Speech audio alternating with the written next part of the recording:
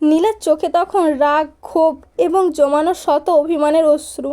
প্রতিদিনের অশ্রু থেকেও সেদিনের অশ্রু ছিল কিছুটা ভিন্ন। সেদিনেরটা ছিল একটু বেশিই অপমানের। অশ্রুর কোনো রং নেই বলে ঠিক বোঝানো যায় না কোনটা রাগের, কোনটা কষ্টের, কোনটা অভিমানের, কিংবা কোনটা আনন্দের। সেদিন রাতে শ্রাবণ আবারও নীলার ঘরে এলো।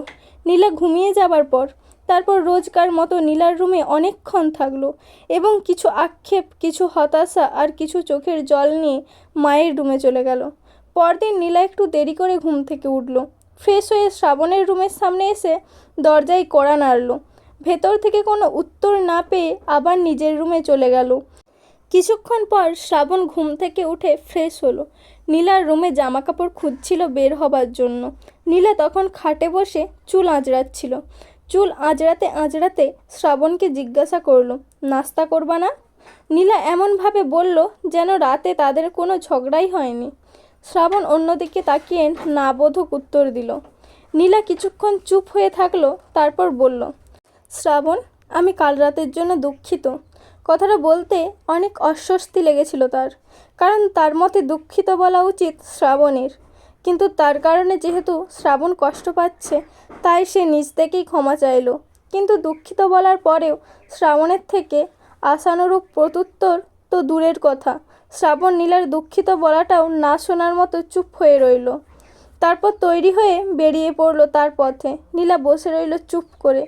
যেহেতু নাজিমকে নিয়ে এত কিছু, এত ঝগড়া, তাই সে সিদ্ধান্ত নিল যে নাজিমের সাথে সেদিনই কথা বলা বন্ধ করে দিবে, এবং সেটা চিরদিনের জন্য। তাই সে মেসেঞ্জারে গেল এসব বলতে। গিয়ে দেখলো নাজিমের অনেকগুলো মেসেজ। নানা কিছু লিখে পাঠিয়েছিল সে।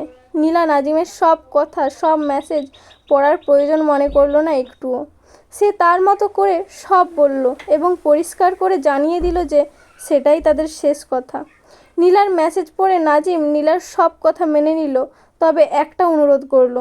আর অনুরোধটি ছিল নীলা যেন তার সাথে শেষ একটা বার দেখা করে, শুধু অল্প কিছুক্ষণের জন্য, এবং নীলার সুবিধা মতো জায়গাতে দেখা করবে সে। নীলা কোনোভাবেই নাজিমের এমন অনুরোধ রাখতে চাইল না। সে ভাবলো কয়েকটি কমেন্টের রিপ্লাই দেখে শ্রাবণ যে পরিমাণে রেগে গিয়েছিল, তার উপর দেখা করেছে শুনলে সে হয়তো নীলাকে মেরেই ফেলবে। নীলার মনে এই ভয়টি কাজ করছিল খুব, তাই সে কোনোভাবেই রাজি হচ্ছিল না। পরে নাজিমের অনেক জোরাজুরি এবং বিষয়টা সেখানেই শেষ করতে নীলা রাজি হলো, এবং খুব শীঘ্রই সেটা শেষ করতে চাইল। সে নাজিমকে পরের দিন সকাল 10টায় দেখা করার কথা বলল একটা পার্কে। সেবার সে নিজেই একটু নিরিবিলি জায়গা পছন্দ করলো, যেন অন্য কেউ টের না পায়। নীলা এবং নাজিমের দেখা করার বিষয়টা শ্রাবণ জানতে বেশিক্ষণ দেরি হলো না, এবং নাজিমের ভুলেই সে বিষয়টি জেনে ফেলল। নাজিম নীলাকে খুশি করানোর জন্য ফেসবুকে একটা পোস্ট করেছিল।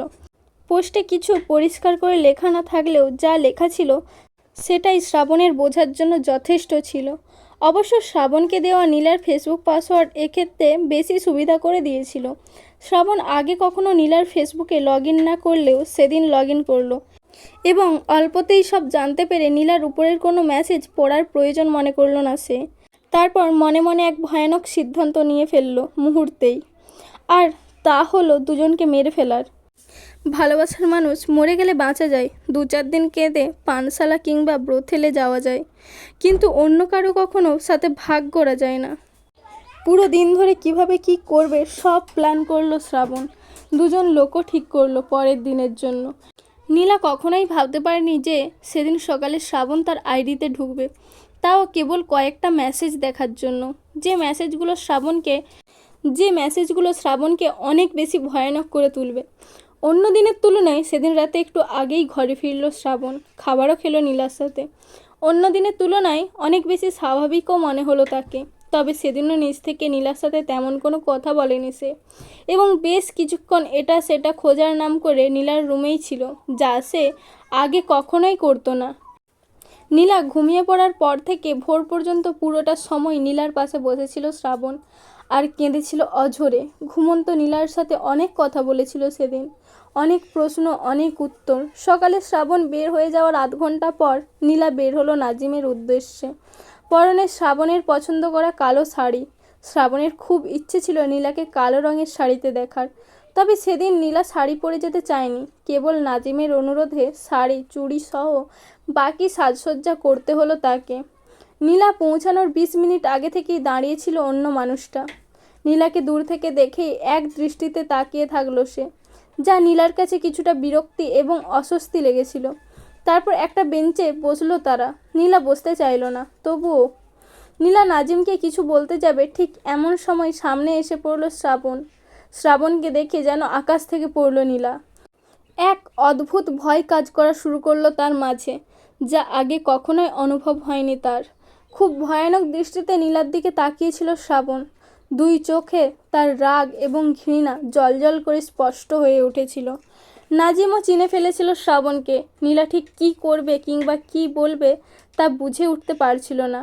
নীলার ভয়ার্ত মুখ দেখে নাজিম শ্রাবণকে বলল, দেখুন, আপনি যা ভাবছেন তেমন কিছুই না। শ্রাবণ ইশারাতে চুপ করতে বলল তাকে।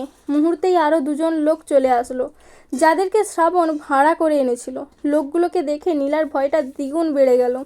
সেও কিছু বলতে যাবে, এমন সময় শ্রাবণ তাকেও চুপ করতে বলল এবং দুজনকে চুপচাপ তাদের সাথে যেতে বলল।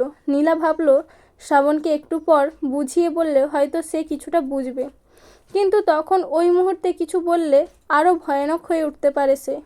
তাই শ্রাবণের কথা মতো চুপচাপ হাঁটা ধরল এবং নাজিমকেও শ্রাবণের কথা শুনতে বলল। নীলা এবং নাজিমকে নিয়ে একটা গাড়িতে উঠল শ্রাবণ। নিজের পাশে নীলাকে এবং বাকি দুজনের পাশে নাজিমকে বসিয়ে ড্রাইভারকে যেতে বলল। শ্রাবণের চোখে মুখে তখনও আগুন জ্বলছিল, চোখ দুটো লাল জ্বলন্ত কয়লার মতো হয়েছিল। দেখেই বোঝা যাচ্ছিল কতটা রাগ পুষে রেখেছে সে। চোখে মুখে তার প্রবল তৃষ্ণা, ভয়ানক কিছু করবার তৃষ্ণা। তবে কতটা ভয়ানক তা তখনও টের পায়নি নীলা। নীলা শ্রাবণকে কাঁদো কাঁদো গলায় বলতে লাগলো, শ্রাবণ, তুমি যা ভাবছো তেমন কিছুই না। বিশ্বাস করো, এটাই আমাদের শেষ দেখা এবং শেষ যোগাযোগ ছিল। বিশ্বাস করো প্লিজ। নীলার কথাগুলো শুনে শ্রাবণ হাসা শুরু করলো। আমি কখন বললাম এটা তোমাদের শেষ দেখা না? তুমি ওনাকে জিজ্ঞাসা করে দেখো। এটা বলে পিছন ফিরে তাকাতেই নীলা দেখলো অজ্ঞান হয়ে পড়ে আছে নাজিম। নীলার ভয় তখন আকাশচুম্বী অবস্থানে। শ্রাবণের দিকে তাকাতেই শ্রাবণ নীলার কাঁধে হাত রেখে আরেকটু নিজের কাছে টেনে বলল, কি হয়েছে? ভয় পেও না, কিছুই হবে না তোমার। নীলা বারবার পিছনে এবং শ্রাবণের চোখের দিকে তাকাতে লাগলো। শ্রাবণ নীলাকে আরও কাছে টেনে একটা টিস্যু দিয়ে মুখ মুছে দিল। সাথে সাথে নীলাও অজ্ঞান হয়ে গেল। তারপর পুরো রাস্তায় শ্রাবণ নীলাকে নিজের কাঁধে মাথা রাখার সুযোগ করে দিল এবং এক হাত দিয়ে নীলাকে জড়িয়ে ধরে রাখলো, যা নীলা তার বিবাহিত জীবনে সেদিনের আগে কখনোই পায়নি। গাড়িটি ঠিক শ্রাবণের বাসার সামনে গিয়ে থামলো। তারপর দরজায় কড়া না নেড়ে চাবি দিয়ে সরাসরি দরজা খুলল শ্রাবণ। দরজায় কড়া নাড়লে সৎমা অথবা কাজের খালা এসে ভেতর থেকে দরজা খুলে দিত এবং তাদের দেখে ফেলতো। তাই সে নিজেই দরজা খুলল। যদিও দরজা খুলতেই সৎমা নিজের ঘর থেকে বেরিয়ে দেখতে এলেন কে এলো বাসায়। সেই সময়ে নীলা ছাড়া কেউ আসার কথা ছিল না, তাই বৌমা বলে ডাক দিয়ে দেখতে যেতেই শ্রাবণকে দেখে আবার চুপ করে নিজের ঘরে চলে গেলেন তিনি।